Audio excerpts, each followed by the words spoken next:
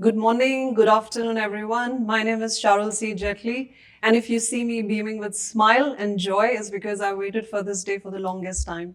So I'm going to make every minute count. Thank you so much for having me. It's a privilege, it's an honor. So, when you look at me, do you recognize me for the beautiful, nice green jacket that I'm wearing today? Or is Charul the nice wristwatch that she's wearing? Is Charul perhaps the shoes that she's carrying off today?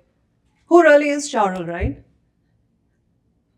We as humanity, we have decided or we have started to associate ourselves so much so with the things that we possess that somewhere we have forgotten who we really are.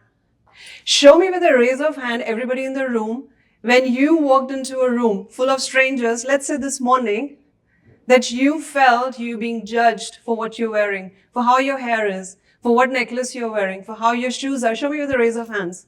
Yes, right? We have all suffered that in silence. But when we are on the other side, we are actually doing the same thing. How many of you have been to a jeweler store? Ladies in the room. You've gone, we've all gone shopping jewelry, right? And there is this beautiful section in the goldsmith section where there is diamonds. Diamonds are forever, ladies, right? And there is a section hiding inside the diamond section, which is for uncut diamonds. And I'm sure a lot of you here know that uncut diamond, it costs you more than the clean, the shaven, the shaped solitaires, right? And why is that? That is because that uncut diamond is unique. It has kept its identity. There is no one like that one diamond, right? We look around ourselves, right? There's so much of inspiration. Look at Oprah Winfrey. Look at Albert Einstein, our own Aryabhatta, Mahatma Gandhi, Henry Ford. You look around, you go do Google, you will come across so many names of people who decided to be those uncut diamonds, right? And as I coach, as I train, I have people coming to me and asking me, oh, but my child, I know he or she is unique, but she has to come first. Oh, but we have tried this much and it never works, right? And what we are doing is, imagine a beautiful piece of diamond, right? You take a hammer and a chisel and you started to give it strokes with strength. What will happen? You will crumble that beautiful piece, right? And when a diamond breaks, what comes out of it? It's dust. Would you pay the price for that dust? We as humanity, me included, right? We have started to go into this race to infinity. Really to infinity. We do not know where we're heading. We're just running. We're running behind this, we're running behind that. And I, as a coach, when I look at people, I worry, am I going to lose this untouched diamond again? Will he turn to dust as well? So all these people, those beautiful names that I took just now of inspiration, people who really inspire us, we want to read up about them. They have done things that we haven't done so far, right? And when we look at their life, do you think they just sat there and they thought about things? So there is an idea, so they're ideating, right? And there is a result and an outcome, which is their success. What do you think happened there? From idea to success. There was a bridge. Thank you very much. There was a bridge that was created. And for them to go past that bridge, they had to walk. They had to act. And as I stand in front of you here today, with utmost humility, I want to tell you, for me, that bridge never existed. And would you want to know why? I found myself, my life crumbling all around me. So how I see life is 4 solid pillars of a foundation of a building, right? You have your personal life, your family life. You have your professional life.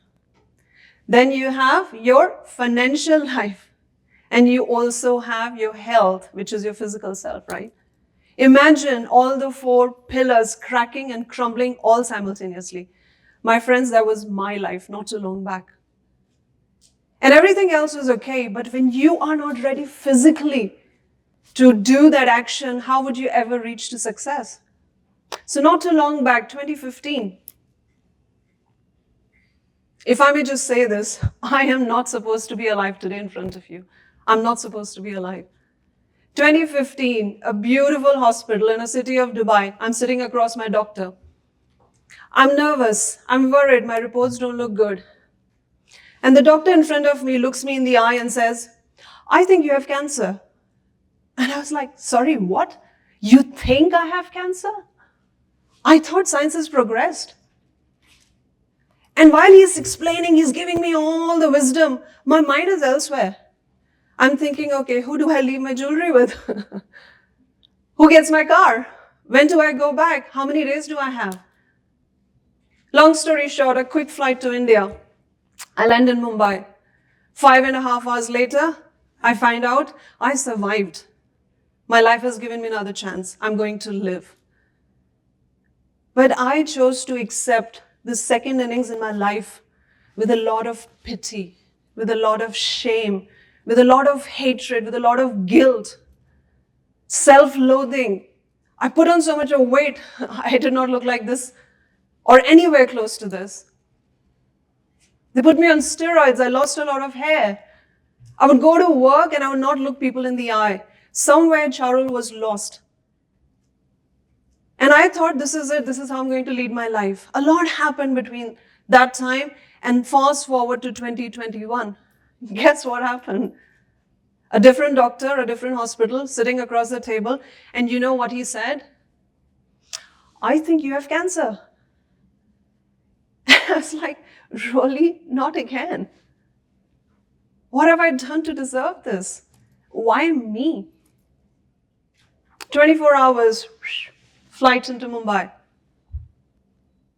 And this time around, my friends, the surgery lasted 9.5 hours. A big price had to be paid.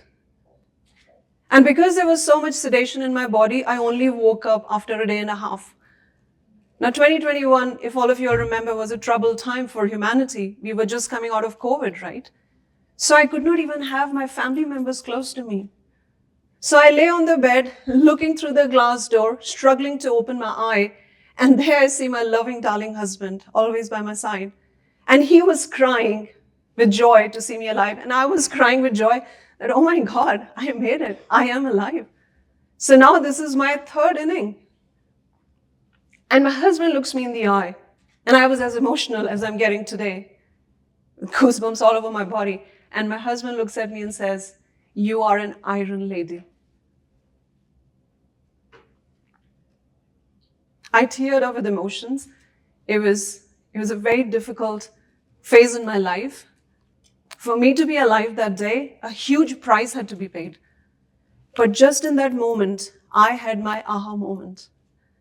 And I realized if my life has not been taken away from me, one, I'm too strong to give up. And two, I have something to fulfill. My life wants me to do something. My life wants me to act. My life wants me to build that bridge. I have to stop dreaming and imagining of my success. I have to get there. And as I started to do that, I realized it was not so hard, because all you had to do was work upon yourself. So my question to everybody who's watching me today or who will listen to me later is, how are you fixing yourself? How are you building that bridge for your own self? Are you even imagining building that bridge? Or are you sitting ideating? How would you ever reach this end road to success? So today, I want to give you 3 success mantras which will change the game, because it changed the game for me. And the first out of that is, small steps, they lead to big change. Kids in the room, parents in the room, so many of you, right? You have kids back home. I don't, but you do. And when you want to teach your child a new language, you don't go buy them Shakespeare and say, oh, read it, right? You would teach them A, B, C, 1, 2, 3, and that's when they learn to read, understand, speak the language. If you want to run a marathon tomorrow and you've never walked, how would you run a marathon tomorrow? You got to walk, then you got to light jog, and then you sprint. So that was the first mantra. The second mantra, very, very, very important. You have to give it a try. Thomas Edison, anybody in the room remembers who Thomas Edison is? Yes, invented the light bulb. You know how many attempts he had to make? 2,774 times. And you're saying you tried 5 times and that's enough? Or you tried 10 times and you can't do any more? Keep at it, keep trying, please move forward.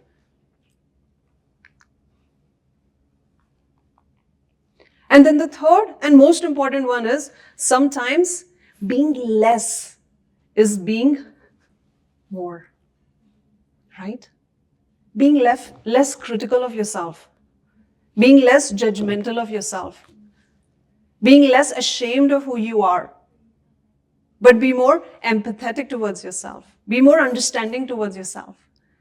And I promise you, if you apply these 3 principles, if you like anything that I'm saying, it helped me transform my life, it helped me build that bridge. So from a timid girl, from a middle-class family in a small town in India to an international keynote speaker, from not having a physical child to having hundreds of loving children, right? They love me to bits. From feeling helpless in life to now running my own NGO where I help so many more others.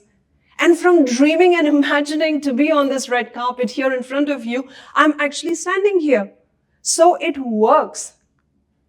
Now I ask you, what is your excuse to not live, to not create, to not dream, to not innovate, to not act, and to not be more?